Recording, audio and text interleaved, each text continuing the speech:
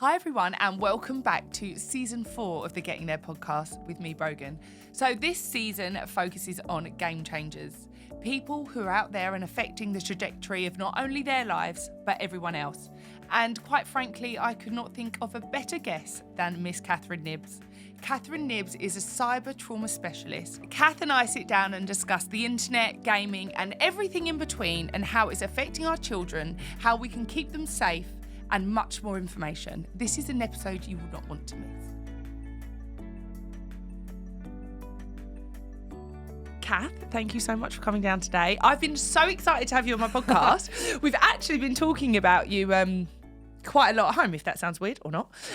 Since I fell onto your page and we had that discovery call, I just couldn't believe the door that you opened up for me and everything that was going on. Because I also feel like I live probably quite under a rock in terms of a lot of the social media and gaming and all of the stuff that you talk about. Mm-hmm. So for people who don't know you, Kath is a cyber trauma specialist.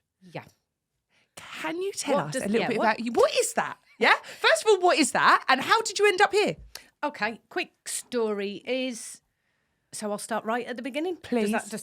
So, grew up in a dysfunctional family, and because I was traumatised in the way that military families are, I then went and joined the military myself after going through what most adolescents do, which is the rebellious stage, drink, drugs, alcohol, in terms of copious amounts, staying out late, not coming home, getting booted out of home, living in a house with lots and lots of people.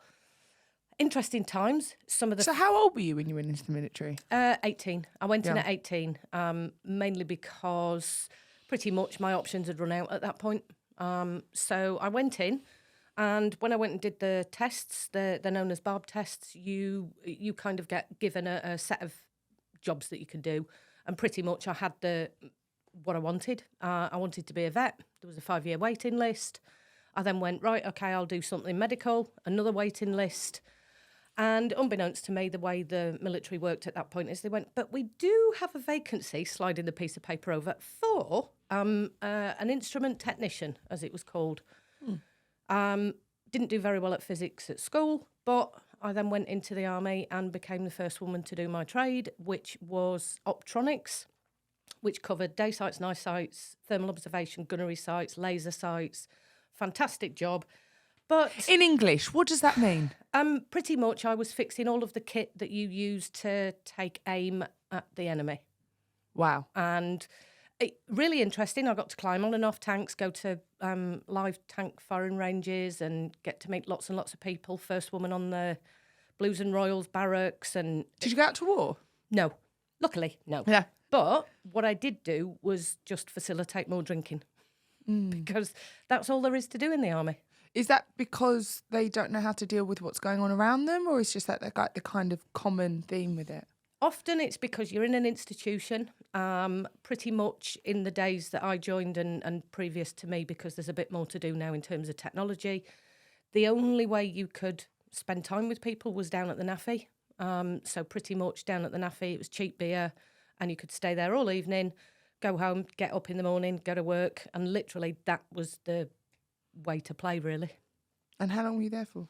About 4 years. So it's what they call colour service. So I went in down south and pretty much got posted down south, got into a bit of trouble. So the day I was promoted was the day I got busted. Oh, no. So tell us more. It's more to do with the way that the army was at the time. And it's changed a little bit. But at the time, I was on a camp probably with about 3,000 men, and there was about 60 women. So there was a lot of shagging. There was a lot of well, yes. You were either a dyke or a slag. They were the two terms. And I had very short hair, would hang around with the lads, drink quite a lot of them under the table, and got myself into a bit of an altercation with another friend who had stolen my boyfriend. And the boys are allowed to fight, but the girls are not. Oh, okay. So I got pulled up and I took offence to the way that I was being spoken to and what was being said. So I voiced my opinion, and that led to me being demoted. How did that feel? I couldn't give a shit. Okay. Yeah. Actually, I don't know if it's true, but I think I got more respect by not being promoted as a technician's trade than I did for anything else. But really, at 17, 18, 19, 20, 21, I really didn't care about authority, which is not helpful when you're in the army and you have to follow the regimental rules. And there's a completely clear hierarchy there. Absolutely, yeah. So you get booted out. What happens next? So I got moved up north, and at that point had met my husband and got married, had 2 kids, got divorced, left the army, left the marriage, and moved back up north to my hometown. And that's where I set off on my my continuous education journey. So I'm an avid learner, reader. Much of YouTube didn't exist then, you know what I mean? It's like it was early days. So I went to work in IT, and I went and worked with organisations like Siemens Nixdorf, Del Wang. These are the original names, not as they're known now. Worked in casinos, petrol stations, banks, doing cybersecurity, data protection, helping people understand what the internet was. And that's really where, new. Yeah. And you're a child trauma specialist as I well. am now, yes. So how did that fall then from those job roles? As much as I love computers, I went to work in businesses where I was sitting at a desk so I've done first line support, third line support, drilling holes in people's houses to connect what was then considered the new way of having more than one monitor on a desktop. And pretty much I got bored of that, and computers sap your soul. So I decided I was going to go off and do counselling and psychotherapy, psychology, and I did that on an evening, went from A-level to undergrad. From there, was going to go do cognitive neuroscience, which I'm a bit of a nerd when it comes to some of that kind of stuff. And then there weren't any masters that were local to me and funding and so on. So I decided to go back into IT, worked for a company that was involved in gaming, et cetera, and studied part-time to become a child psychotherapist. So when you were going under the diploma to become a child psychotherapist, did your level of trauma and all the things that did you begin to understand all the things that had happened to you in a greater depth? Was it healing for you in that sense? I would say not at the outset, because when I was doing the undergrad, it was all about, look at all these theories, so I could understand social psychology, evolutionary psychology, going through to cognitive. I was like, oh, this is wonderful. It's all technical. It's all up in my head. The route that I took to training through the membership body that I was with at the time made therapy mandatory. So all the way through training, I had to be in therapy and rocked up like many of the trainees do, going, there's nothing wrong with me. Why am I here? Only to find out that actually, wow, there was a whole heap of shit I needed to deal with. And on the back of that, it happened to be that one of the days I was like, holy shit, my dad's got PTSD. He was in I come from a military family. My dad's got PTSD. He was out in a war in Oman as a radiographer, and the stories I was told as a child traumatised me vicariously. And he was a radiographer in Wakefield Prison, and the stories that he told me there about the people that were in traumatised me as well. And actually, that was probably the seed as to why I was interested in this stuff in the first place. Isn't it interesting? Because it's like all of these things that we think are almost like juxtapositions actually has brought you here in a field that is so new and putting you in the forefront. Like the AI mixed with the cyber and the trauma. Yeah. So I want to talk to you. So I'm a mum. My son's 3.5. So I'm a very big novice when it comes to like gaming, internet, that kind of thing. The only social media I have is Instagram. I don't have TikTok, anything else. And what I'm seeing, and from some of the stuff I've watched of yours, is what I feel that's happening is a generation of children that are unable to communicate and damaged perhaps from like being online. And I know you speak a lot about children being groomed online as well. Mm-hmm. So from your point of view, what is going on in the cyber world? Okay. I'm kind of just holding on to, you asked me what cyber trauma was, and I haven't said what it is yet because we meandered, which is probably going to happen a lot. But cyber trauma came about because to fund my training, I actually went and worked as a relationship sex education tutor. So I went into the schools, and the organisation I worked with, the person running it was very vanilla. And you know, it was pretty much just follow the script, talk about the abstinence model. And one of the exercises is, okay, here's some correct anatomical language. What we want to know is, what do you really know for these words? And I was wandering around looking at the pieces of paper going, where have you seen that? Where have you seen that? Having conversations with year 7s all the way up to year 11s about the way their bodies were changing. And I was seeing lots and lots of acronyms coming from porn sites. So, which, you know, we now might say are corn sites, which makes me think of the band. So can you just, for people who don't know what you mean here, you can't type porn. Yep. So they type corn. Yeah, well, that's what people type now. It used to be prawn, misspell it. The way the internet has been is when it first started, and there's a fantastic little video. If I can find the link, I'll send you it. And it was done in a cartoon format, a bit like World of Warcraft, one of the early games. And pretty much the internet is for porn and for cats. That's it. That was the outset. One of the original things that happened from the very first system that was created was one of the first images. Now, citing this is not 100% true, but it is like a well-known fact that one of the first images ever sent by the nerds that were connected up in an intranet was a topless woman, which took ages to kind of load on the screen. Since then, we're now in a system where, because of the way that the internet is changing and social media, certain filters get put in place by parental controls, by systems in schools, by systems in businesses. So you can't actively search for pornography. So you have to come up with a different way of saying it. And that's the same for self-harm. It's the same for sex, etc., etc. And the porn industry itself was very, very clever at the outset. So going all the way back to when we first started with handheld devices like the iPhone and the iPad, they would actually associate themselves with the little pop-ups. So do you remember when you first ever started to use the internet and it'd just be pop-up after pop-up, and it was either gambling or porn sites? Yeah. And gambling and porn go together very nicely in terms of, after you have climaxed, the pop-up behind the porn site when you close it would usually be a gambling website, because you have a dopamine. No, to hear? it's well, no, because by that point you're into other neurotransmitters and you're on the downside, and it's more likely that you would engage in risk-taking behaviours in that moment. So, of course, gambling and pornography in the very early days used to link themselves together. Pop-ups then got not really banned, but they were changed. So the way that children now have to search for stuff is to change what it is. And if you go on TikTok, Instagram, if you're using words like porn, it will be demonetised, as has happened with me on my TikTok videos already, because of the education I'm giving.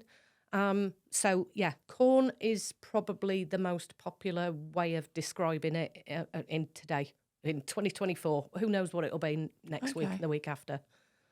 So, no, go on. No, I was going to say, but to answer what cyber trauma was, when I was doing, so I've raised 2 boys. My boys are late 20s. And in the days when I was doing the sex education, 2010, 2011, one of the things I was starting to see was young children were writing a particular thing on the paper, or we were having discussions about videos that they were sharing via URLs and Facebook Messenger type systems. And it was what we call a snuff movie. So this was a real-life murder that had taken place, a horrendous video. I'll give you the name of it afterwards because I don't want people to go searching for it. And there's only ever been that I can find... So your sons had watched this, yeah? Yes. Yeah, they'd been set... Well, going back to Super Bluetooth, as it was called, in the early days when you had your flip phones and when you could send things on the internet and MSN, etc., they were sending the website URL to each other. And my kids had seen it. They'd seen videos of beheadings. Which I remember seeing that. Do you remember a lot of the stuff that was happening out in Iraq and stuff before you could actually see the people's heads? That's where a lot of it was coming from. And I was sitting there even before I'd really got into the training, and I was like, so what was that like? And many of the boys would be like, oh, it was sick, I nearly vommed. it was kind of this reaction, and that's where 2011 I kind of came up with this word cyber trauma. Because you can't unsee that. No. Right. Like, you can't unsee the stuff that, and we're going to go on to talk about this, like the Ukraine stuff that we're seeing happen now, the stuff that we're seeing out in Israel and Gaza. Like, you can't unsee dead people or people that have been damaged to that degree. And we almost take it for granted, even some of the stuff that you see in the Daily Mail now. So it's like, this is so far from what we used to be exposed to before, because obviously the people on the front line would have seen that. We wouldn't have. Yeah. And so military family, talk about trauma patterns that get passed down. One of my children went into the army, and one of the things we discussed was what was being shared in the military. So he would be talking, obviously, to his peers, and they would be talking to their peers. And one of the things that happens when you're in an institution like the army is to prepare yourself, you will watch really horrific material so that you get used to and desensitised to that kind of material. And is that part of army protocol, or is that kind of said within the people that work there? Nobody, we haven't got research on it. And this is one of the things that I've been saying. So this has been my bugbear since 2011, 2012 is we're now at a point where, and I can feel the octave in my voice just went. Yeah, you need to get it out, Kath. Get it out here. In 2011... children were watching snuff movies on the internet, and they were watching beheadings and some of the stuff that was happening to journalists, etc., etc. And there are laws around the world that allow people to carry out corporal and capital punishment. They have been on the internet ever since it began. And that kind of dark, horrible material, and they are quite value-laden words there that I'm throwing in, affects children in ways that we do not understand. And sadly, we've only just started with the Online Safety Act in the last 2 to 3 years. And my point is we've failed a generation. The internet has been around since, the late 90s. My children are in their late 20s. And I know my youngest, because of the conversations that we have, he will talk with me. And one of the things he said the other week is he said, I've just had a flashback of that, and named the video. And I said, and this is my point. How do we now help the people that have already been exposed to this? So this is like the age group of 28 and under. I know you talk a lot about children being groomed online. And I think, I don't want to speak for everyone, but I can definitely speak for me and people that I've had this conversation with. It's like, yeah. Like, almost like, how's that happening? They're in the safety of their room. And that's not true, is it? No. And am I right in saying that I listened to one of your podcasts and that child pornography went up 1,070% during COVID? Yep. So it's not to create shame, but we call it child sexual abuse material. Child pornography is a legal term in America and a lot of the criminal justice system.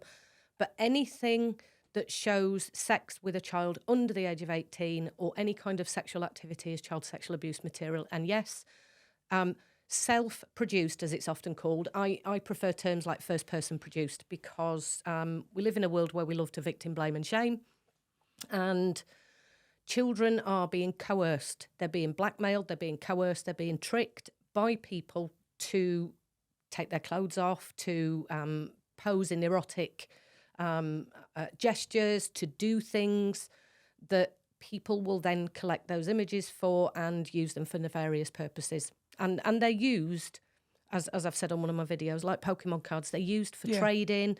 They're used to verify their identity as we're in the same kind of crowd. Because why would a normal person have an image of a young child like that? So how are these children being groomed online? So the most simplistic way to think about this is when the parents are not watching. So I use a lot of metaphors. One of them is there's ogres in the screen. And those ogres are like the one under the bridge in the Billy Goat's Gruff. They come out when you're not around. If you are an adult, those perpetrators will wait, most cases. But what they will do is they will talk to children by usually pretending that they're a child of similar age, or they will engage in a conversation and ask the child to maybe do something that doesn't seem so Can you give me difficult. some examples of what you're seeing through in your clinic? The most common thing that you probably see in your clinic. So a lot of the time it's... Start with. A lot of the perpetrators don't even hide their age nowadays. It can take about 19 seconds. 10 to 19 How long? seconds. Yeah, 10 to 19 seconds. And it will be conversations like, hi, want to have some fun? Hi, I'm 54, I'm 27, I don't know, whatever age the perpetrator is. They are mostly men, and this is not to say anything It's about the truth. sexism. This isn't a sexist thing. Like, we're going to say the truth and not be scared of that. Yeah. And there's lots of research coming out showing that most of the perpetrators of sexual crimes against children are men. And sadly, they don't always have a sexual interest in children. It's about power. And there's been a grooming gang abroad, which has literally produced a manual on how to sextort. That's get money out of unsuspecting victims. So how do they monetize? Right, forgive me. Someone takes a picture of a child, or the child self-shares, even though it's been under grueling circumstances.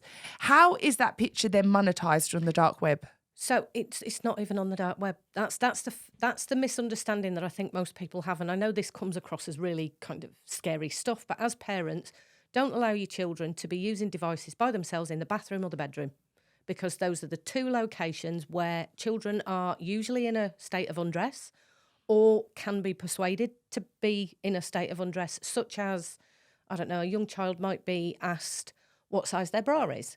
And most children wouldn't know. You know, young girls who are, just starting to wear, as they're often called, training bras, which is a horrible term.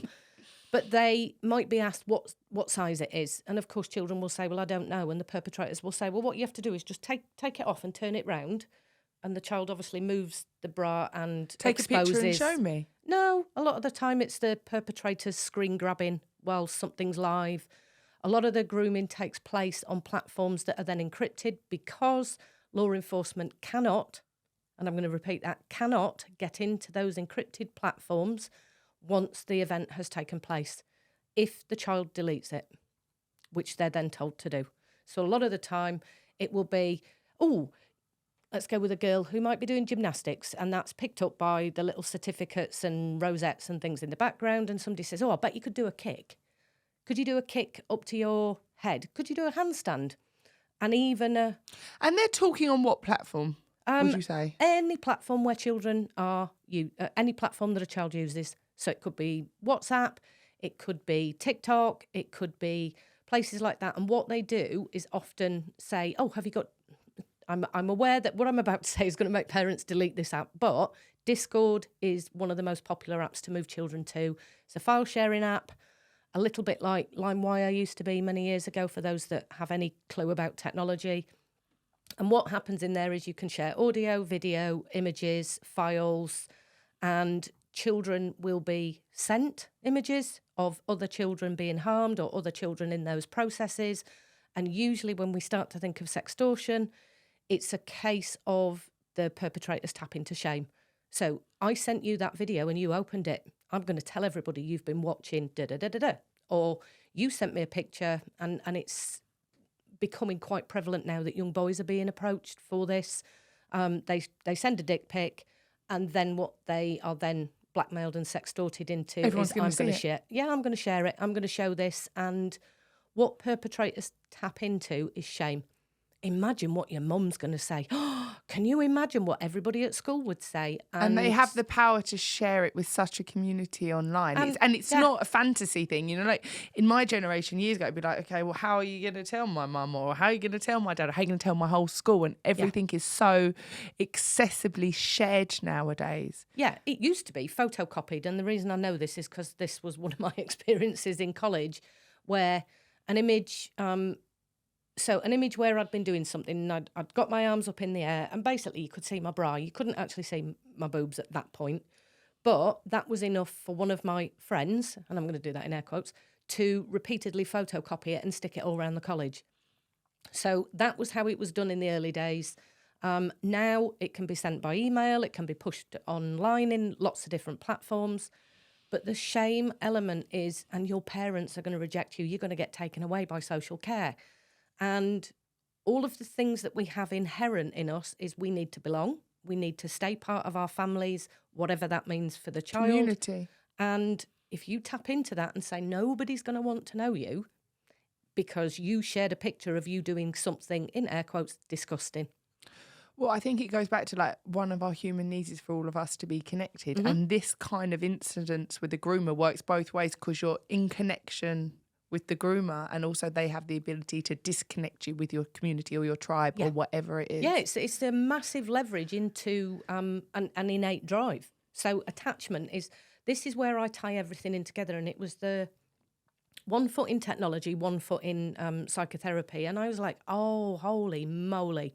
If you can get into somebody's innate drives, you can get them to stay on the platforms. That's what social media does. It's also something where you can use it as leverage. And what currently happens is people who are sextorted are leveraged for money from their parents' bank accounts, from the credit cards, from cryptocurrency. It doesn't really matter because it's the same as the cyber criminals who steal a pound. It's much easier to steal a pound from 1 million people than it is to steal £1 million from one person. And once you've been scammed, as the kids would say, then you are now a target because that information can be shared to other people who then say, and now I've got your image because Mr. X passed it over to me. And if you think about the number of perpetrators that could now sextort a child, you are into unfathomable territory. And where are most of these perpetrators based when you track a lot of the data? So it's hard to say, especially where they come from. There are pockets of gangs, and at the moment, some of the organisations that removed the material would say they've found a gang, if you like, in South Africa.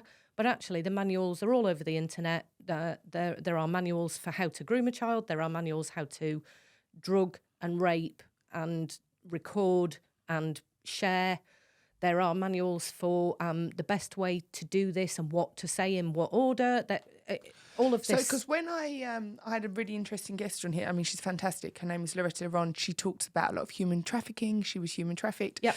And I then went and studied it. I was just so blown away by her story. And for me, it almost feels like it's so far removed from my reality that almost like the conversation I'm having with you now, I'm like, how does this exist? And when you actually follow the trail of human trafficking, you almost think like, oh, you know, it's in impoverished areas. They're doing all this stuff. And you look at where it ends. Yeah, and most of them are white, westernized countries, and we almost think it's from these places of like lack of education and poverty. But when you follow the food chain, there are so many more people on our doorstep than what you would realise. Yeah, there's been some recent research. So Michael Salter is a professor in this space, and there's another organisation over in, I think it's Sweden. And what they've done is pretty much go on the Darknet where they can put out anonymous surveys, and they've pretty much gone to spaces where child sexual abuse material is prevalent, and they've said to people, can we ask you a few questions? Yeah. And what's come off the back of that is questions like, if you could, would you? Yes. What is the youngest age that you would probably sexually offend against? And that number varies, but often... Roughly? It's often children who are between the ages of about 7 to 15. And then some of the questions have been about, you know, what happened in your background, but also, you know... And were they normally sexually abused themselves? No. Interesting. But what came out of that or some of this research that's really interesting is some of these people are sharing images and they're watching it for curiosity. There is a leaning towards... categorising people with neurodiverse traits, but also there is something about the people that have responded to a lot of these surveys are white, middle class, hold down jobs, high-end jobs, are married and have children of their own. So when we look at who it is that's doing the offending and sharing the images, you've got the actual children that are being groomed, physically abused for the videos. You've then got the people who trade the images and view them, and people who then collect them. That's actually, in legal terms, that's known as making child sexual abuse imagery because you download it to your computer. And that's the most prevalent charge. So you're very educated on how this happens, yeah? So I imagine the police are completely up to speed, if not more than what you are. Absolutely. So my question is, if I wanted to go and catch a paedophile, I'm going to get... an image that would gratify them as such, go in under an alias, and then surely we can bring down a network of people. I'm struggling to understand how they can't do that. They do. Well, this is why the idea of trading like Pokemon cards, it's entry into a space. So generally, to get into a server where other people have these images, you need to produce an image of a child being sexually abused. Now, the police are not allowed to hold those images and they're not allowed to trade them. Why? So, because it's against the law. But isn't that a lesser of two evils? Well, And also, don't the police go in and they go in undercover missions pretending to be drug dealers, etc., have probably been privy to crimes or made to do crimes as a lesser of two evils to not disguise, well, to remain undercover. And I'm struggling when that seems like, I believe that most parents would agree with me that it's the lesser of two evils. Yeah, so it's a moralistic approach, and there is an organisation. So there is a video, and I do want to give a caveat around it, and it's called Children in the Pictures. It's a documentary about a police force that is doing this on the Darknet. And I cried when I watched the documentary because they talked about a young child labelled, let's say, child 1, and they showed and documented her journey of 6 years of being abused by her father. And it talked about what was happening to her. And this organisation is on the Darknet, infiltrated into this group. The police service actually now run the server. So they could go after people. The issue is on the Darknet, you can't always trace people. The issue is when you are looking to catch perpetrators, then you've got to be catching them in the act of meeting a child for the purposes of sexual activity. Of course, how many people say, yes, that's exactly what I was going to do? And hence now so the conspiracy doesn't really stand up. We've got so many vigilante groups that are doing this at the moment. Taking the law into their own hands? Yes. And sadly, what that does is it clouds the work of the law enforcement. And I want to go back to a word that you just used there, the Darknet. Mm-hmm. And I imagine and can visualise exactly what it is. It's not Google, it's not Chrome, it's not Safari.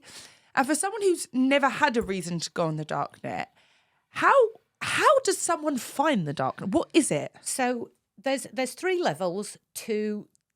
So many people go, the cloud, and kind of point upwards. Right, so let's just say the cloud is literally down below in a load of cables. It's basically data being transmitted, right? So what we have is the internet. That's what you and I use in terms of going on Amazon, eBay, social media, lots of, shopping websites, holiday websites, etc., etc. Underneath that is what we call the deep web. That's where paywalled research might be, or lots and lots of information that would just clutter up the internet. And that's accessible to anyone? Anybody could, yeah. Usually with the term paywalled, and I'm finding this certainly in the PhD, that if I want particular pieces of research, if I can't get them through the university, I've got to pay for them. And that's how organisations make their money. But to prevent the cluttered mess of the internet, they're held on something called the deep web. So it's kind of to the side and out of the way. Then you have the Darknet, which you access via what we call an Onion browser or a Tor browser. And to do that, you would put a Tor browser onto your laptop, and it would be a little bit like the Internet Explorer icon. You click on that, and that takes you onto the Darknet. But so could I just type child pornography in there? Well, what you'd have to do is, let me tell you, the dark web is clunky, right? Lots of people are being educated around this at the moment in the United Kingdom in terms of teachers and so on. And it's made out to be this big, scary place of, that's where all the perpetrators and organ harvesting and hitmen. Yeah, I imagine I'm going to go on there, I'm going to see blood coming off the screen, a dark page. It probably looks quite pretty and attractive. It's actually an environment that really facilitates people who are... so let's take, China, or maybe in the Ukraine, where some of the... or Russia, where some of the infrastructure has been taken out because... Putin doesn't want people looking at the news from the rest of the world. But if you use an Onion browser, you can then pretty much surf anonymously and not necessarily be picked up by the servers. And you can report, and this is where a lot of journalists will use the Darknet, and you can use it to report things that are happening in your environment without being detected. So the Darknet is not all bad. It's a space where it's protected, and many people think, oh, well, that's what incognito mode is when you're surfing the internet. It isn't. It's where you're process can't be tracked in terms of what you're doing and where you're going. But if you go onto the Darknet, no, it's like searching through an old, so they were called FTP sites, file transfer protocols. And literally, it's a list of spaces that you want to go to, and then you'd have to kind of go down.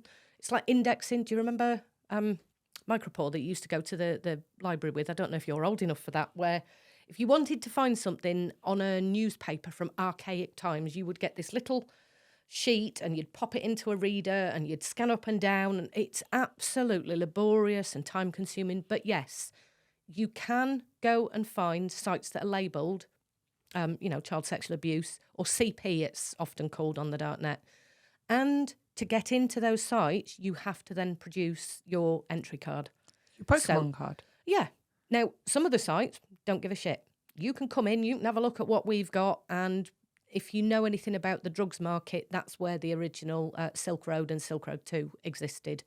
So the Darknet is full of spaces where you can go and get information that you wouldn't otherwise find on the internet because it might be banned or need to be hidden for a political reason. And a lot of the children that you're seeing being groomed, when you look at their background and their family history and the dynamic they're living in, do they tend to be in vulnerable environments, like single parent households, poverty line, sexual abuse themselves at home, so they think that that's normal? Are they targeting so much vulnerable children? I'm going to use... So I got into trouble with Routledge when I wrote this in my book because the copy editor was like, I don't understand this, Kath. You've written vulnerability as a noun and a verb. And I said, absolutely. Vulnerabilities offline lead to vulnerabilities online. Yes. Now, those vulnerabilities might be that you're in a family that's, maybe you're in the looked after system, you live in a residential setting. Learning difficulties. Mummy and daddy are always arguing. It could be anything. What we don't know is who is targeted other than a vulnerability. So literally, perpetrators will use what's called a scattergun approach. It's similar to what I call the octopus cold calling. Have you ever had that when you pick up the phone and you hear a click because you're the person that picked up on the eight calls? Right. So perpetrators use that same approach, and they will just literally target any child, and any child who interacts with them is now a potential victim. So there's no real common denominator. But surely the child that responds tends to be more vulnerable than the child that's going to go, no. So I've found the two types of responses, and this is... So one of the things we need to do is media literacy with children. This is why banning smartphones is bullshit. Right? I wanted to ask you this because most people go, it sounds so bad, let's just burn the whole fucking thing. And you're like, no, we can't. And We've done that with alcohol. We've done it with cars. We've done it with... it doesn't work, and we're not learning from our mistakes. But what I would say is media literacy is absolutely inherently important. We need to understand how to use technology, but also we need to understand feelings, and this is going to get me into the Abigail Shrier about her bad therapy and, we're all talking about feelings. Well, yeah, we need to, which I'll probably circle back to later. But at the moment, any child who responds is a potential victim. So we've got kinds of responses like, I'm feeling shit today. Post goes out on, I don't know, TikTok or whatever. I'm feeling shit. My mum's a twat, right? Mm-hmm. That now means, neon sign, there's a potential target on that child's profile now for somebody to come in and go, oh, that sounds awful. My mum's dead. And now we've got a conversation about akin and belongingness. Connection, feeling seen, heard. Or you get the cocky child who's now exerting their power and autonomy that goes, fuck you. And then the other person goes, wow, that was a bit rude. And they go, yeah, well, you shouldn't be contacting. Again, we're already in communication. Yep. So I'm going to tell your mum you told me to F off. How's she going to like that? So And what we really need, and it isn't prevalent enough with the tech industry, and I don't think we will ever get there until it happens to one of the children of one of the tech entrepreneurs. Well, questions. Right? Interesting, isn't it? Because you've never seen Mark Zuckerberg's children, have you, on the internet? Well, I mean, I've done this in a little... Steve Jobs actually restricted his child's... So they say. ...access to the internet. So... Here's my tip, right? Where's the evidence for this, right? A lot of these tech entrepreneurs I think he spoke quite openly about, though, his children not having the unlimited access to the internet because obviously he knew the dangers of it. So Mark Zuckerberg knows what happens to children's pictures online. Yeah. Hence why he never puts his kids up. Yeah. And the thing is he also knows that out in the public space, your children can be photographed. So he could be, let's just take, for example, creating a program via AI that whenever his child is identified online from a picture outside, that it's deleted and so on and so forth. But actually, there's going to come a point when his child has freedom and is not under his wing anymore. And if they don't have media literacy, which I suspect they will because they're Mark Zuckerberg's children. We should hope so. If anyone's got it, they should. There would be an element of any child can become a victim. And a lot of the time, this is similar to the door-to-door salesman. This is the scam that happens to old people. One of the reasons we're struggling with this at the minute is because of shame. We if something happens, now I had this with a cryptocurrency NFT thing, right? I got so excited when the NFTs came out, and I was doing my diligence, and I did do my own research. I went, I checked this particular organisation, I went and bought one, and it was only after I'd bought an NFT that me and my son having a conversation, he got messaged off somebody that said this is a scam. And it turns out this is what they called a rug. So pretty much they would sell all these pictures, you buy these pictures, and then basically they pull the project and you're left with an screenshot. An image that cost a fucking lot of money. And I now use that as an image where I go, this image cost me 450 quid. But it's actually given me much more understanding about how much of a space this is when your emotions are involved. And even though I know this system and I know how to check things, even I got... vulnerable and exposed. Yeah. So I'm kind of like, well, could have done a small holiday for that. But you know what? It's 450 quid's worth of learning. Now, and I'm pretty cautious about stuff anyway, but when I'm teaching people about cybersecurity, we do this all the time. Don't click on links. Actually, people click on links because of things that are going on in their lives. It could be stress, they could be tired. The scams look so good that vulnerability is so easy a trap to fall into for any of us. And I think what we do is we say, oh my God, the child got scammed. Don't you think as a generation that we're super vulnerable at the minute? So like, I don't know. Yeah, like, and if you're sitting here saying, I'm one, well, I know you are a leading expert in this field and you've still managed to be scammed out £450, what chance do the rest of us have? And this is why media literacy is so important. And what we're tending to do at the minute is say to kids, you know, pretty much don't give out your name and address, don't give out your date of birth. This has been ever since e-safety started. And you know, don't tell anybody where you live. But mum takes a picture of the child in their school uniform. As happens to so many of us, happy birthday on your Facebook wall, as it used to be called. And I'm like, so hang on a minute, you're saying to the children, don't give away those details, but say somebody's got a significant birthday, they've just turned 16, happy sweet 16th, and there's hundreds of people who put that onto that child's Facebook page. That's now public information to everybody that's connected to that child. So I know you said that you don't believe that removing this access to the internet or social apps to children is going to be beneficial. Like you're saying, it's more of an education around the media.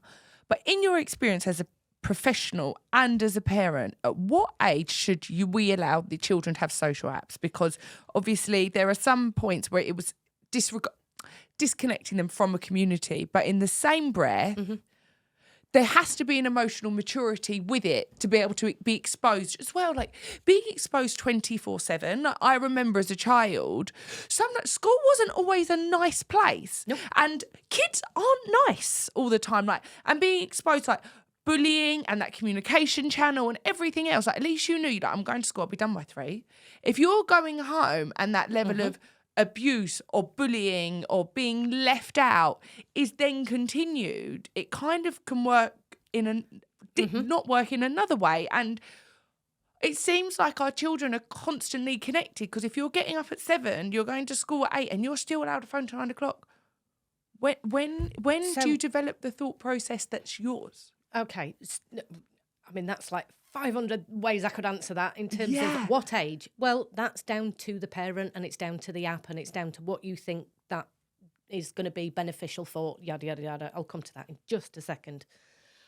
Certainly, the school thing, and this was my another part that formed the cyber trauma thing, was in 2007, pretty much that's when Facebook took over the United Kingdom.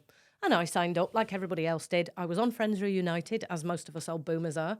And what happened is you kind of had people you know, and then you go, well, that's pretty poor because that's 12 people. So what I'm going to do is I'm going to go on my list of people I used to go to school with and people I work with, and you just started adding. And what happened for me was, as you can see, I've got curly hair. And in my school days, it was quite short. And I'd had, so this is my trauma history. I'd had a really bad accident when I was about 7. And it resulted in a lot of maxillofacial type reconstruction around my teeth and so on. So my school days were me with short curly hair, bit of a geek, and braces. I'd left school way in the past, and there I was tootling along this social media stuff. Yay, look at me. I've got thousands of people that Prom I now queen. know. And suddenly somebody put up a picture of me in my school days and was like, they tagged everybody, because this is what you could do in them days, tagged everybody, and I went, and was rubber banded back to my school days. And I was then looking at people thinking, why have I added this dickhead? I didn't like him at school. Why have I added this person? Why have I didn't brought it back into my life? So then I was like, delete, untag. And that was my first experience of, you don't get away from this stuff anymore. Photographs used to be in an album, and the only people who would see them were people who physically came to your house. Now, anybody can see anything for forever, ad infinitum, because this goes way beyond your grandchildren's children's children, because data is data. And here I was having my own experience of that. So, in terms of children and going to school and social media, depends on what you mean by... I'm now going to be my the person who's done the books. What do you mean by social media? So for me, it's Snapchat, Facebook, and like those talking apps. But then I now know from falling down the Catherine Knibbs rabbit hole that it's, and obviously I don't have a teenage child or anyone over 3. So I'm seeing that this is social on Fortnite and all of the other games that they're playing. So that technically is a social media, social sharing. That's what I'm kind of thinking. It's the same or not? So the original, if you go all the way back to when we could first get onto the internet and we had AOL, you'd got AOL chat, you'd got email. Email is really a way of socialising with people that isn't the old-fashioned letter writing. And even letter writing is a form of social interaction. And I think what we've done is we've created this typology. We go social media, and we think what it means are the 4 or 5 big platforms. It doesn't. There's forums, there's chat rooms, going all the way back to MSN, when you could do MSN chat, and that's kind of what my children first started using. That's social media. Going on to Reddit is social media, but that's not high on a lot of children's radars. What we actually have at the minute is when you go to sign up for a platform or an application, you have to be 13 years of age for data protection purposes. That is all that number relates to. It's got nothing to do with child developmental skills. It's not based in anything other than we suggest that at 13 years of age, you can make decisions about your data which will carry on way past your great-great-great-great-great-great-grandchildren. It's a load of bollocks. But my dad always says, like, once it's out there, it's out there. Yeah, that's the system that we use. But if you look through a developmental lens, children around about 12-ish, and this is not set in stone, tend to go into what we call adolescence. And adolescence is about brain changes, right? Puberty is about body, adolescence is about brain changes. And what we tend to say in a lot of countries is around about 13 or 14, you have what's called a Gillick competence. You are able to make decisions about your body, about choices that you make, which could last for the rest of your life, which again is utter bollocks, because how do you know at 13, and I'm thinking back, I didn't know at 18 what I really wanted. And if I look back and I go, my 18-year-old self was an obnoxious, traumatised, cocky. Know-it-all. Oh, absolutely. I made decisions. But aren't we all? Yeah. So when I go back to 13, I was like, would I have been able to make decisions around contraception? Would I have been able to make decisions about life choices with a general practitioner? I would have thought, being cocky. Yeah, I can make those decisions. Screw you, mum. You're not coming in. Close the door. It's just me and the GP. That's where a lot of this stems from. So social media will say 13 years of age for the data processing. So that's what we can do with your data. And I would certainly say, if you go onto the app stores, and this happens so often, this was only a couple of weeks ago, young child says, but look, it says 12 years of age for usage TikTok, right? Facebook is rated 4 years and upwards as a... 4 years? Yeah. In the App Store, it used to be 4 years plus, a bit like board games. So my metaphor here is, have you ever been to a board game and you look at it and it says 8+ and you think, fuck, like Lego, fuck me, this is hard to do, right? Yeah. And you're like, right, okay, the instructions here are way too difficult. I need to sit down carefully. I need X amount of hours to build said Lego item. Versus... what I would say is, you know your child developmentally. Your child might have educational needs. They might have attachment needs, trauma needs. There's a lot of things that might give you an indication as to whether your child can manage being contacted by somebody they don't know. And these are the questions that I really, really want parents to think about is, okay, the social media, think of it like either the forest, shopping centre, or let me think, what's the other metaphor? Park City park. Is quite nice. So I wanted you to explain this to our viewers. So in the analogy of the forest, and this is just because obviously I've been in the army and I've got a thing about camping or something, maybe.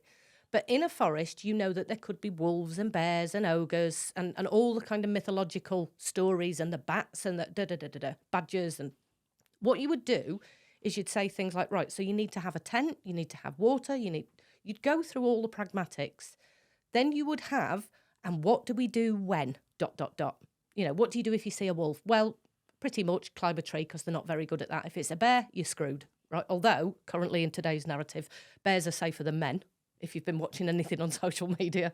So there is this thing about, we do that practically. If you go in a shopping centre, okay, what shops are there? Who runs the shops? What's in the shops? Where are the secret passages? Where are the lifts? Where's the point that you go to for the toilet, water, and help? Where do you go if you need help from somebody?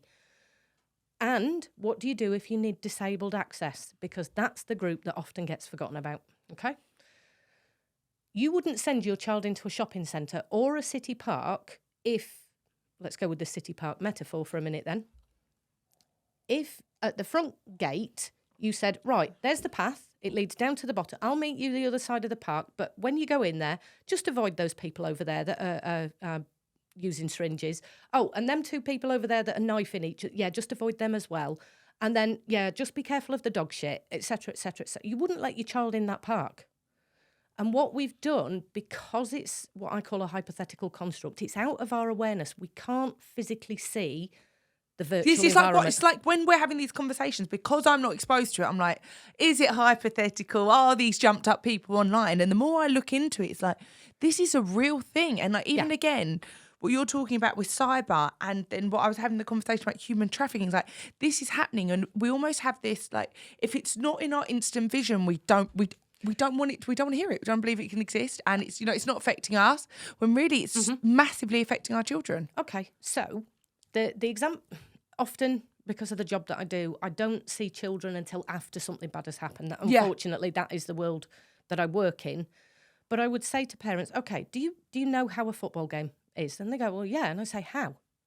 Well, because I've watched them on television. You know, I've seen enough matches to know it's basically lots of blokes going backwards and women, you know, going backwards and forwards, 45 minutes, they swap round, don't quite understand the offside rule, blah, blah, blah. And I go, okay, do you know how cricket works? Yeah, it's kind of people on a field and a bit roundsy. That's how the way I always liken it too. Absolutely. The stuff we see, we have an internal map of. We know what it looks like. Semi-experienced, right? Mm-hmm. So in order to understand the map and the terrain in which you're about to let your children into, you need to go there first. You need to set up an account that, for example, if you're going to go on Snapchat, set up a Snapchat account as your child, right? Don't put anything in about the age that could be seen by other people. So this happens with the early gamer tags on gaming. I can tell the children that first set up their gamer tags in 1996 or 1998 or so on, because that's what they first did. You know, And their emails will be similar as well. So I can pretty much pick from a gamer tag the early users of the gaming environment. But set yourself up a Snapchat account. Go and have a look at it. You're not going to break it. And learn how you can report, learn how you can block, how you can ban, how you can mute, and whether you feel comfortable being exposed to the material that you're exposed to as a, in air quotes, 13-year-old child. And you might make totally different decisions. You might say, okay, you are not going on this yet.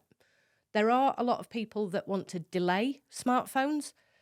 The issue with that, and this is why it's all a mess with the people pushing this narrative, is, and what are you going to do about gaming? What are you going to do about the fact that technology is in the school? What are you going to do about the fact that the child now has to use Microsoft Office for a start off? Because this is what, or Google Documents, because that's what a lot of schools do. How are you going to educate your child and create spaces and boundaries for, okay, if somebody approaches you and says something like, hi, babe, do what I did. So I did this with my children in the early days of something called Habbo Hotel. I'd say, who's that? And they go, well, I don't know. What they'd then do is they'd then go and check their other profiles out. They'd go to social media. They might ask them a question. But also it's quite easy to put a fraudulent identity up. Mm-hmm. Absolutely. So this is what I mean, it's come back to bite me on the arse teaching my children to critically think. But there is this thing about, okay, critical thinking is absolutely, what do I want to say here? It's probably the primary way that we need to educate our children. And sadly, we start shutting them up around about 2, 3, 4 years of age. Why? Because I said so. Just get on with it. Get your slippers on, out the door. You know, we're off to your grandma's. Oh, I don't want to go there. Well, we have to go. Why? Because it's a social thing that we have to do and da-da-da-da-da. So when I was married, that was the argument that cropped up a lot between me and my ex-husband. I explained why things were happening. And whilst I say to parents, you know, no is a complete sentence, an explanation also helps your children understand that you're not being a complete awful, horrible parent. There is a rational reason for why you're doing what you're doing. Well, you were just about to answer my next question. So I was like, how do we get the children to trust us and trust in our decisions are best for them? Because it seems like this is like almost, we're going to get onto this as well, angry group of gamers' children that are like, think that we as a generation or your parents are like so far out of touch, like you don't know what's happening, you don't know this, and there almost is this disparity and this lack of trust where it's like you old folk that they're immersed in their culture and the things that are online. Mm-hmm. So for me, that there's a branch of looking after the online space at the minute that's called trust and safety. I go back to the idea of trust and safety begins in infancy. Okay. Now, this is going to irk a few parents. Let's go. We are in a world right the way across. So aside from places where allo-parenting takes place, so these might be the hunter-gatherer tribes, we have this whole system of I am the authority, do as you're told. And what we tend to do is we override consent with our children really quickly, really early. And by the time they get to about 5 or 6, they've already learned, well, there's no point in that. There's no point in that because here's how it goes. And I talk about this in the sexual harms book. So we say to the 4-year-old, right, come on, put your shoes on. I don't want to. Okay, we're going to go outside. There could be glass, there could be puddles, there could be dog doo-doo, whatever. I know you don't want your shoes on, but I have to put them on. It's not what we do, is it? We go, put the hockey shoes on, I'm late, get in the car, squeeze, pull. Yeah, squeeze, push, bend, you know, and the child goes, well, I've got no autonomy, no body choice, nothing. And by the time we get to 11, 12 years of age, we're going, don't forget, you're in charge, you get to say no, you get to consent. And the child looks at you and goes, what a fucking hypocrite. Because they will question, and this is why the critical thinking came back in terms of my kids, because they were like, hang on a minute, you said the other week that, and I was like, this is bloody difficult now. So hard, isn't it? Because what I did is I gave you the skills to be able to argue with me, and now you can argue with me, and now I've got to rationalise why this is the right thing to do. And we do have to take into account we are the grown-ups, we are the authority, we often do know best, but also children have a right to say how they feel, and we don't give them that. So if we want to create trust and safety, We've got to make space. We have got to make space for children having a voice. Children say no, but it doesn't necessarily mean that they get to walk outside without any shoes on. But we also get to give them space where they can say to us why they're saying no. And we haven't got time for that. We're busy parents. We've got to get to work.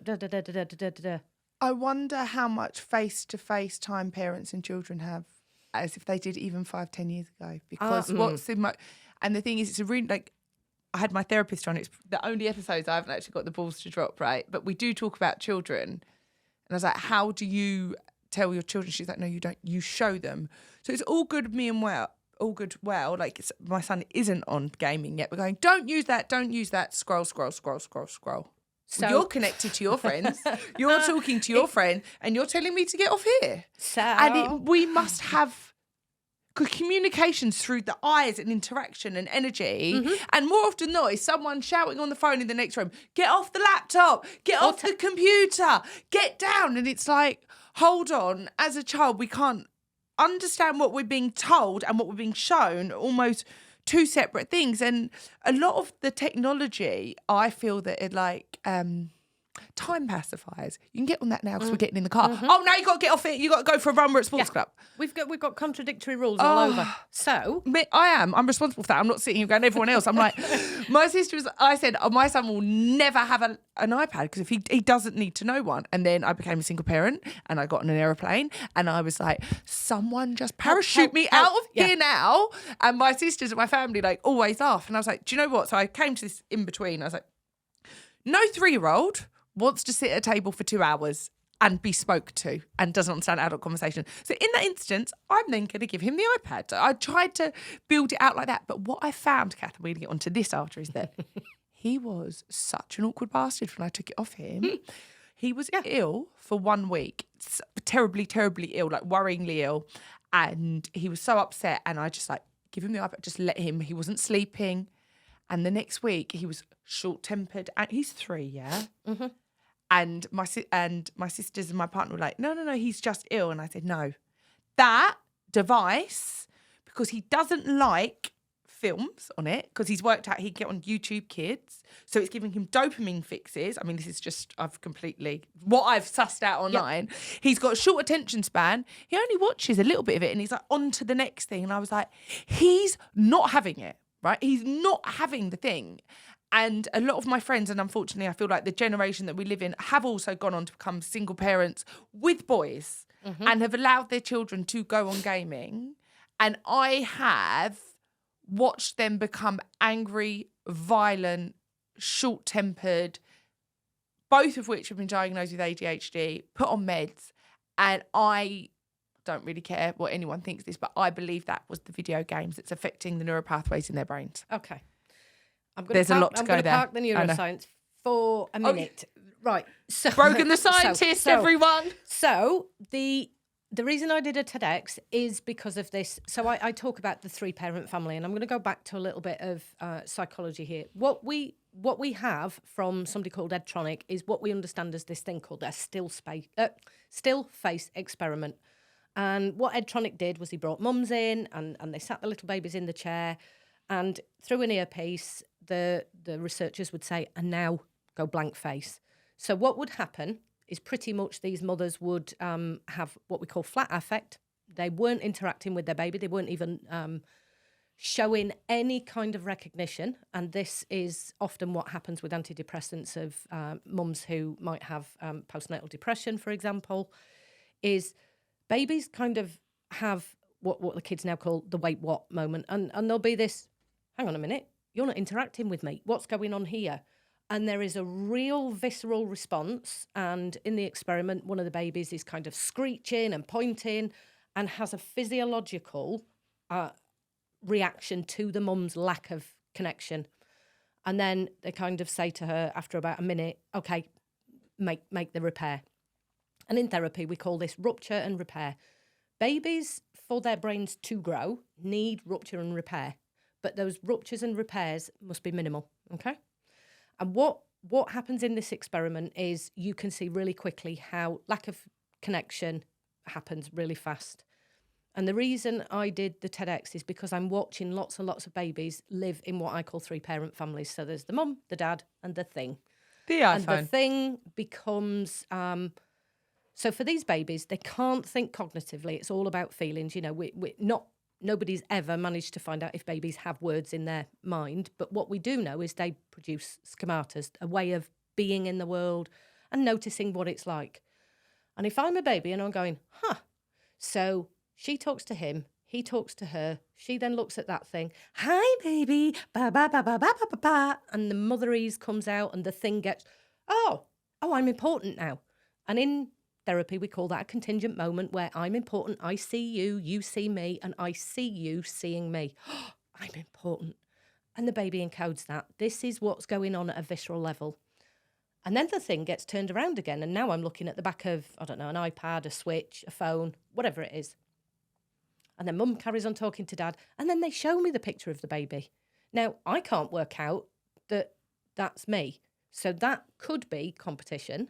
So now I've got to do things to get more attention from my parents, which might be outward behaviours. Okay, so let's just put that as a potential way of ADHD becoming so prevalent, right? These are all meta thinkings, by the way. There's no research on this. And sadly, because of lockdown, we can't now do this.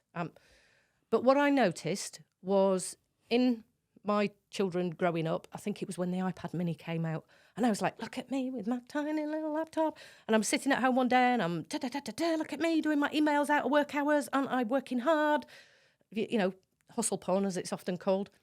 I'd got one child on the console, one child on the computer. And I was like, nobody's spoken for an hour. Nobody's spoken for an hour. So I went, right, that's it. Electronics off, First point to note is I was like, okay, I am guilty of doing this along with everybody else. But when a lot of other parents that are like, shit, no one spoke for an hour. This is great. Yes. Yeah. So you're like, no one spoke, because everyone else is like, no one's fucking spoke. I had a moment where I was like, what is going on here? In terms are they still alive? in terms of my own, I'm not being a very good parent, shame, self-talk going on at the time. That was like me when he started being a dick. I was like, it's my fault. So that was kind of like my first thing. And I thought, right, did a bit more study. Right, I'm going to do a TED Talk on this. And then this horrible thing happened, okay? Where I inserted it into the middle of the TED Talk, and my eldest son, who was present, didn't know this was coming in the TED Talk, because I'd been out shopping, I'd got the little headset on, and he's chatting away with me on the phone, and I'd missed what he'd said, right? Because he was like, da, da, da, da, and I'm in the shop and I'm going, what am I looking for? What am I looking for? And it went deadly silent, and I thought, shit. He's missing. And he said, what did I just say? And I went, going back into therapist mode, I went, well, you were talking about blah, blah, blah. And he said, what did I just say? And I thought, I've been rumbled because I was now not paying attention to him, because I was now wanting to find what I'd gone into the shop immersed in whatever you were doing, yeah. Phones get in the way of a lot of things.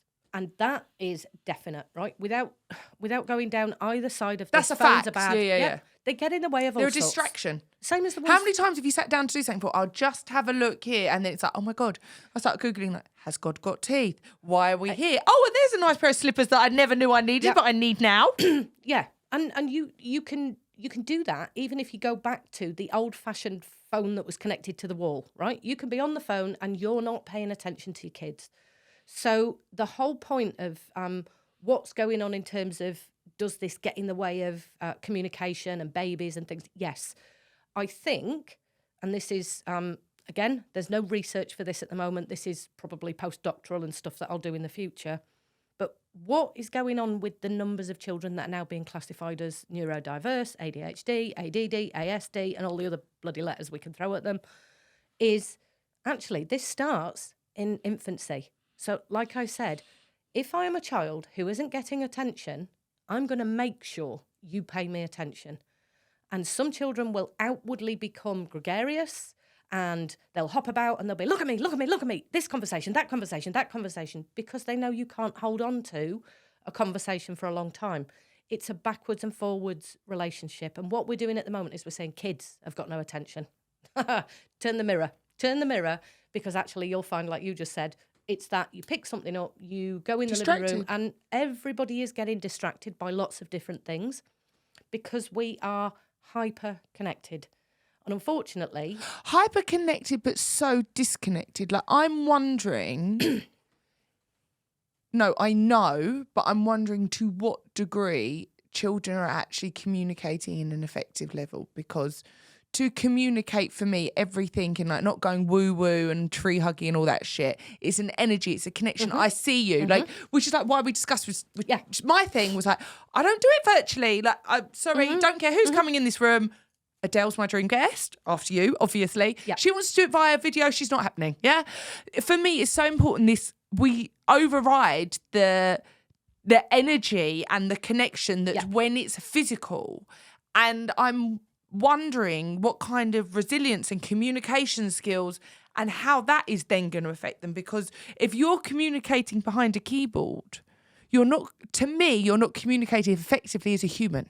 So I see this in the workplace, and it's one of the reasons why I left the IT world, so to speak, because I was sitting there and it's like da-da-da-da-da-da-da-da, and I'm doing my work. I'm a social person, right? Gabby, right?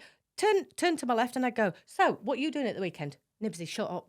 We're busy working. And I was like, oh, this is really interesting. It happens in the workplace. People are expected to be on task, no talking, no communication. That's why people hang around the coolers, right? This is why you have the cooler trash talk and so on and so forth. We've become so fixated on KPIs and outcomes and deliverables. Yeah. It's happened with the parents because of the work environment. It's happened in the fact that, oh my God, when I get home, especially for single parents, because you are doing 15 different jobs, rather than the 2 jobs, which most people would, but you're doing both jobs. Well, actually, now you've got a little bit more to do because you might have brought in maybe a handyman to come and help put some shelves up. But actually, if you haven't got a partner to do that and you can't afford a handyman, now you've got to do that as well.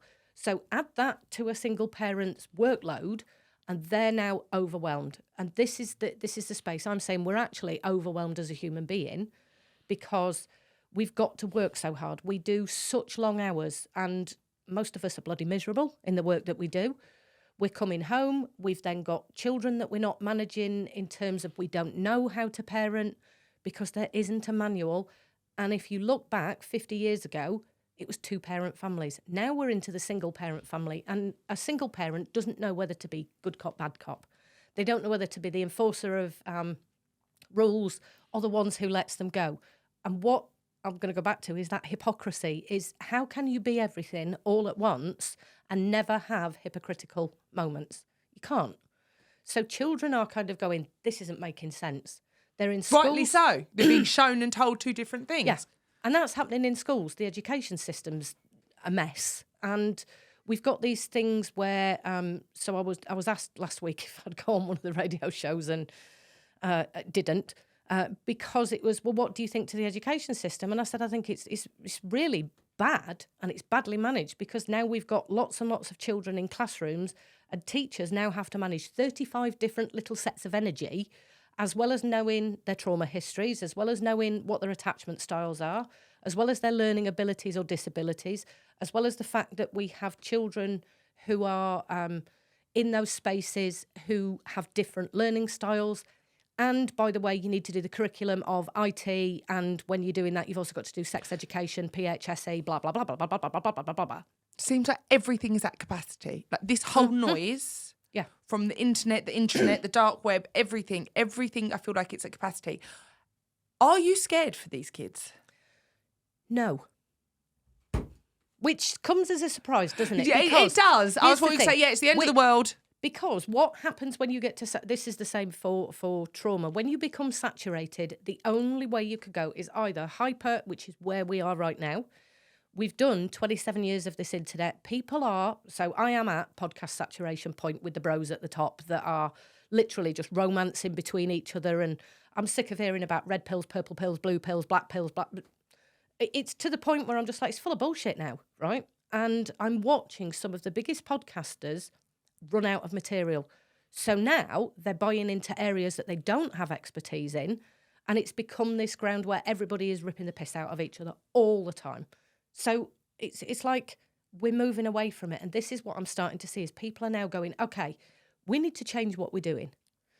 And when we take a step back, it's not about banning the environment, it's about learning to live with it. And what we've all done is rushed into this technological utopia, and many of us have gone, whoa, hang on a minute. Withdrawals? We now need to just step back. So what... Has it not gone too far, Kath? I'm trying to understand how it's not. Because our lives are so connected with what's on the phone. Like, I don't know if there's a way back to real human connection as the way I see it.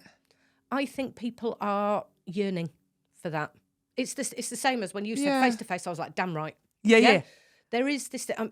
As a therapist, I much prefer doing in-the-room psychotherapy than I do online. Virtual, yeah, of course. I've done online for 8-9 years now, and it's different, similar, but the stuff in the room allows me, and it is... whether you call it woo-woo or not, there's lots of research about electromagnetic fields. There's a lot about how we convey safety. Excuse me.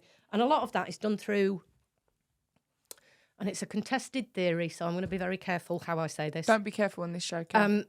Well, it's not so much about how careful I am through saying it. I am in a transition of going, oh, that's really interesting, because...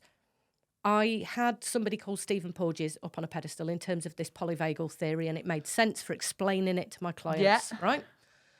And I've used the neurobiology in my early book, and I've explained about how we're doing what we're doing online and this false sense of security and safety that we get because we're not getting the physiological signs.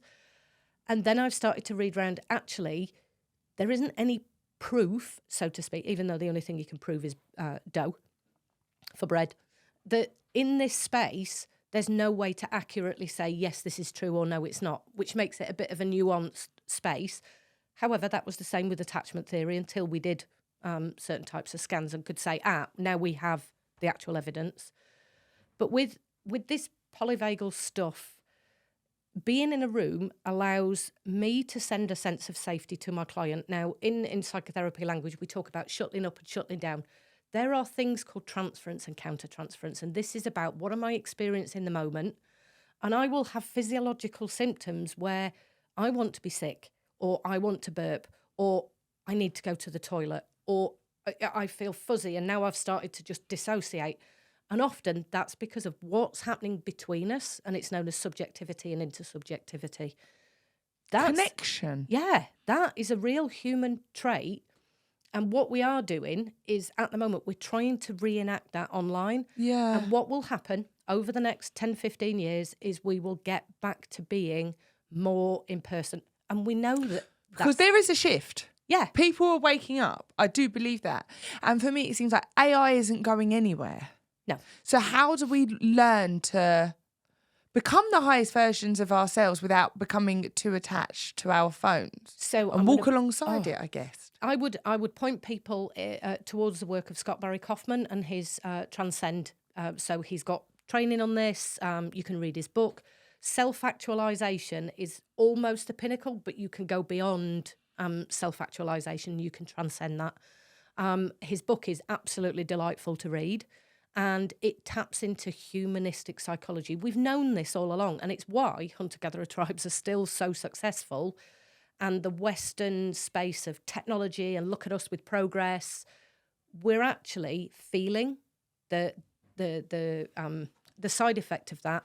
And we know that because people have outcried about COVID and being locked down. That's the thing that gave us the moment of, I don't like need being... for connection. Yeah. It went from a want to like, I need this. Yeah, I hadn't realised how Bringing important... it back to COVID then, I know we touched on it earlier. Why do you believe that the child sexual abuse images went up so much during COVID? Sadly, because we were all so busy in our need to stay in employment, our need to stay in work, that what I found, especially with the children I've spoken with, is there was something about it's that, go play on the Xbox for an hour. Let me do my meeting. Let me have my catch up with my boss. Let me get on with this spreadsheet. So even the fact that we had to still do our work in a home environment meant that children weren't getting the child nurture, the child care connection that existed before we were in a space where it was So just us and our families. COVID made them more vulnerable to be groomed, is what I'm hearing Absolutely. you say. Yeah. And has that now decreased? Now we're back and kicking and connections there? And Some research says that, well, a lot of the research and the problem with the child sexual abuse images research is we're only just getting the 2023 reports. The increase was 1,008% during lockdown. fuck me. Yeah. And that's in children that were monitored over a short period of time. Were you even you shocked by that figure? No, I'm shocked more about how many images there are. Which are? So NCMEC, which is the National Centre for Exploited and Missing Children in America, they take reports so the way that child sexual abuse material is reported is usually by organisations saying, we've just found that this link is being shared, it's to a website, or a website is happened upon, and that then gets reported to NCMEC. NCMEC then go and remove that website, which is why I was saying earlier it's not all on the Darknet, okay? So they will remove these websites. Now, bearing in mind a lot of this is on the internet, they had 32 million reports. So just take that for a minute. That's 32 million reports, which are people reporting to the American service. I work with an organisation called In Hope, and they're based in Europe, and then we have the Internet Watch Foundation in the UK. NCMEC received 32 million reports, and they are of websites. And on those websites are hundreds and thousands of images and videos. We are talking over 80 million images, and they're the ones that were reported. When they're reported, are they then just taken down, or is it not that simple? Because we live in a borderless world, it can be down to most of the time. There is an understanding around most of the world. Yes, we will delete that. There are some places that go, no, stick it up your nelly. Other places will say, yes, what we'll do. And what happens is all of those images are usually given something called a hash. So it's like a unique identifier. That then means those unique identifiers can then be shared with Facebook, Snapchat, BBC, holiday websites, etc., and they all sign up to, so it's all voluntary sign-ups by organisations, and they say if any of those images with that unique hashtag start to come to our servers, we will ensure they don't get uploaded, which is why the Darknet exists, okay? So there is this thing about we can only do what we can only do over here on the internet, and we can remove most of those images, but out of those images, they're not ones that are necessarily reported by children by themselves, because that's not how some of these systems work. You have to go to other organisations, then they get in touch with NCMEC, and it goes through Polit and blah, blah, blah. So it can be a long time. And right now, the Revenge Porn Helpline is struggling to get some of those images removed. So we're even having problems with the adult stuff. And when I think about that number of images, 80 million, I can't wrap my head around how many children that is. I can't wrap my head around it. For me, it's just an immense number of pain. It's an immense number of child trauma, and it makes me angry.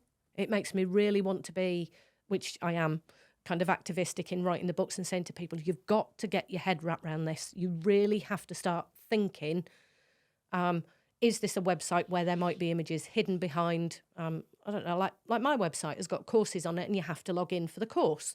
Well, if I go to a website and it's got log in, I think, how many of those websites have got that are actually hiding behind like a window shop for something else? Yeah, which is incredible. And I can understand why, for example, the Internet Watch Foundation in this country, they've been doing this for 25 years. They are at a point where their trauma is bleeding out. Yeah, and also is it a point where like there's only so much work that you can do? If there's 80 million, we have to work on why the fuck are people doing this? Yep. I want to talk to you about this. So the podcast is called Getting There, and it's quite interesting because your journey seems to have been to so many places, and you just touched on it about your activism stuff. But what is there to you, and what is it that you're trying to achieve? So getting there would be, well, it's a world of harmony, connection, and in one sense, the reduction of traumatic events. We're never going to get rid of war. That's just an us-them kind of inherent trait in human beings.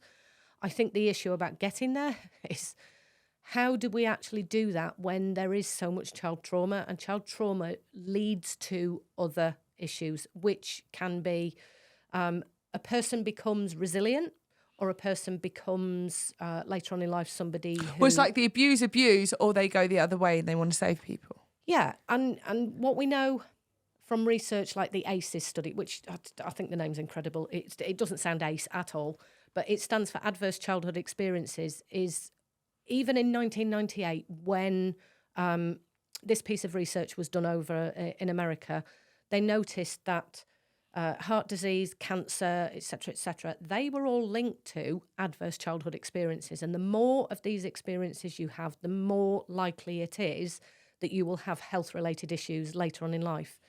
And I think for me, the getting there is a little bit like the psychotherapy journey. Understanding self means you then have mastery, agency and autonomy of yourself, and you can get to where you want to be and you believe you need to be. That's kind of like the original Carl Rogers of the ideal self and the real self being separated by something he called incongruence. And that's the journey of getting there. That is one of the most powerful answers I've heard. But this leads me on to, so when we had the discussion, it isn't just the trauma, is it? It's the biology, the biohacking. You're a keen biohacker. Well, I don't use the word biohacker. Health... How do I put this? So I'm probably going to break this up to this small bit to make the next bit accessible for people on how their health can help improve their trauma. Yeah. Well, yes. Hold the thought while I go for a wee. Yeah.